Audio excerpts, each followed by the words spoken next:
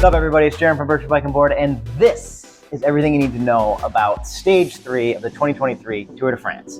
And it was a sleeper. What do I mean by that? Long, flat day. I could go on a rant about how I think the Tour should switch things up a little bit and be a bit more open-minded to try and make these 200-kilometer flat stages a bit more interesting, but who am I? What do we have today? 194K. Flat, it was bumpy, it was lumpy, but it was basically a flat day. Not a lot of huge elevation changes. Two categorized climbs fairly early on in the day, which means our boy, Nelson Paulus, went off the front right off the bat. He was able to hold on and grab points from both of those things, which means he keeps his polka dot jersey. A couple things about that coveted polka dot jersey. Number one, I love the fact that we got an American boy in that thing. It's huge for American cycling. All the kids getting to see a young American dominating on the front right now. It's so big to inspire that next generation. So I think that's super awesome. On the negative side, Nelson went with the red EF shorts today, and I think it looked so terrible with the polka dot jersey. Nelson, you're never going to hear this, but if you do, throw the black shorts back on. You look a million times better. That was the first couple climbs at the beginning of the race. Beyond that, boring. Next, there's an intermediate sprint. What does that mean? Basically, the Tour de France organizers put an imaginary finish line. I mean, it's in real life, it's built, but it's not the end of the race, to spice things up in the middle. So the sprinters get to go for that. They get points for the green jersey. Shout out to Victor Lefay, who looked good in that new color green sprinters jersey that he picked up yesterday. He clearly wants to hold on to that jersey for a little bit because he went off the front a few kilometers before that intermediate sprint and grabbed all those points that were up for grab after picking up the scraps that Nelson Paulus grabbed, because Nelson was still off the front because they did another categorized climb after that. I'm getting a little deep in the weeds there, but that was kind of the only action in the beginning. The other thing that's worth noting are tacks. Some jabroni is spewing tacks out all along the race course to give riders flat tires. The crazy thing is, because everyone's running tubeless right now, they're picking up like 10 tacks in their tires, and they're just getting slow leaks. They're not really going flat right off the bat. So tubeless tires are amazing. I generally recommend not running them for a tire under 28 millimeters because you can run into some issues with changing flat tires, but clearly they're doing their job. They're always getting better. It's great to see the Pro Tour adopt some technology that comes from the mountain bike world. So shout out to tubeless tires. So the finish, first sprint of the Tour. They were talking about it on the move a bunch yesterday. I think George and Lance nailed it with, the cool part about having two hilly stages, the first two stages of the Tour, is it shook a lot of people out, shook things down, got rid of some of those nerves. We had no crash on the first sprint of the Tour, which is unheard of. Shout out to the Tour for having a couple hilly stages to kind of get some of the nerves out of the way. That being said, 5K to go. All the big teams are in the front. They're going 40 miles an hour on a flat road. My hands are sweating because it is nerve-wracking. There's no question. I cannot imagine what it's like to be in that bunch. You twitch, everybody goes down. Like, it's so intense. I want to break down the leading up into the sprint because I think it's super important how this all goes, and then we'll talk about the sprint. And I'm going to go by team, and I am going to check my notes. Team number one, Quick Step. They were in the front. There was 4 teams in the front, but they're the main one. That is Fabio Jakobsen's team. I do know that. He had all his guys in front of him. They're pulling him in. He looks strong. Team number 2, Philpsen. These guys, they dominated the day.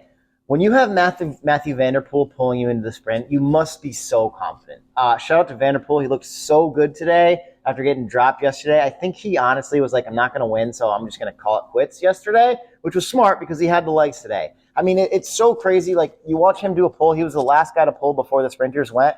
He pulls, and he pulls so strong. When he pulls off, he almost shoots off to the front. A lot of guys, when they pull off, it looks like they hit a brick wall, and they just to the back, where Van Der Poel has so much power, he pulls, and he literally pulls off the front of the group, which is so crazy. Shout out to Van Der Poel for looking good today. Man, when he's good, he's so good. Let's go to Astana. Okay, the only thing I can say about Astana is that Cav looks damn good in that kit. They got a nice-looking kit. They got a nice-looking bike. They're putting everything into him winning the stage, except for he didn't win the stage. I think he got 10th wheel. He has nobody helping him out. It's a little bit frustrating because I really want him to break this record, but it's going to basically play out the Cav story, which is like he's gonna make it happen, and he's gonna do it by himself, which makes it more fun. 2 more teams to talk about. Jumbo, they have their normal thing. They got 4 guys in the front. It still looks like Wout is doing most of the work on his own because the other big boys just don't really have it when it seems come to the sprint. Wout can handle this on his own. We'll come back to Wout in a minute. The last one is Intermarché. They're pulling in for Biniam Gourmet. They looked good, honestly. They had 4 or 5 guys in the front, which is surprising. I didn't realize that they put that much effort into the lead out train, but generally what happens is like the roads are a bit narrower. Oh, the roads are narrow today. Generally, it's not 4 teams across the front, but today what happened, even though it was super tight and turny, is you already had 3 guys in their sprinter, 3 guys in their sprinter, 3 guys in their sprinter, 3 guys in their sprinter. Like they were lined up across the road.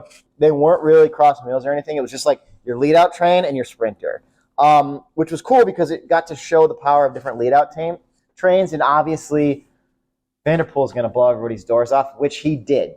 Now, the actual sprint, what happened? There's chatter on the internet already. I mean, it was happening. As soon as they went across the line, the announcers were like, oh, did Wout get boxed out? Boxing people out is bike racing at the end of the day, right? This is what's happened. This is what's supposed to happen. But you are supposed to do it in a way where you hold your line. And I'm going to spin around to try and explain this better. But basically, we look like this. The sprint today was coming around a right-hand corner. So Van der Poel pulls off the front again.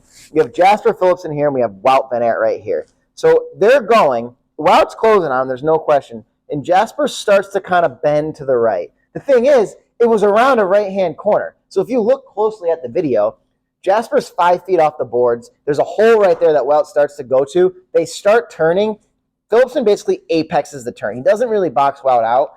And I have to give Wout a lot of credit here. This shows time in the peloton, a lot of experience, and also like a lot of smarts from a rider because Wout could have went for that hole. Some 20-year-old kid who's in his second or his first tour with the legs would have went for that hole, and it would have caused a massive pileup.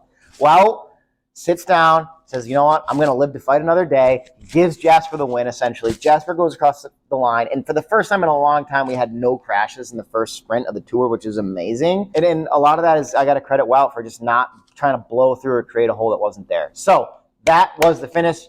Jasper Philipsen takes it. That was my prediction. I'm 1 for 3 now, which is, in the grand scheme of things, isn't terrible. Tomorrow, pretty mellow day. Let me check my notes again. 180K, 1 categorized climb. It's a category 4 climb, so there's not a lot of points up for grabs. I do believe that 10K probably from the bottom or on that climb, Nielson will go for those polka dot jersey points. There's not many up for grabs, but because he's kind of the only guy taking ownership of that jersey, maybe it'll be him and Tebow. I'm not exactly sure who else is going to contend it in that group. Like, you know, Tade's not going to go for that sprint. Jonas isn't going to go for that sprint. They're sitting in tomorrow. So we'll probably see our boy Nelson Paulus in the polka dot jersey, keep it for another day. To the sprint, I think Wout's pissed. I think he knows he played it right today. I think on the bus, Jumbo is not going to be a happy squad to be a part of today. But at the end of the day, I think Wout made the right move, but I think he's fired up to win tomorrow. If I was Philpsen or Jasper Philipsen, I would be thinking, shit, how am I going to hold those guys off tomorrow? Because you're going to have Wout. Wout's going to be on the bus going, all right, guys, you're pulling for me tomorrow. I'm winning the stage tomorrow. And he will probably manifest it and make it happen. So tomorrow, stage 4, France, 180 or so, okay, flat stage. I'm going with Wout. And with that, press the thumbs up if you like what you saw. Subscribe. It dramatically helps. And like I always say, round up for distance, round up for time. Thanks for watching.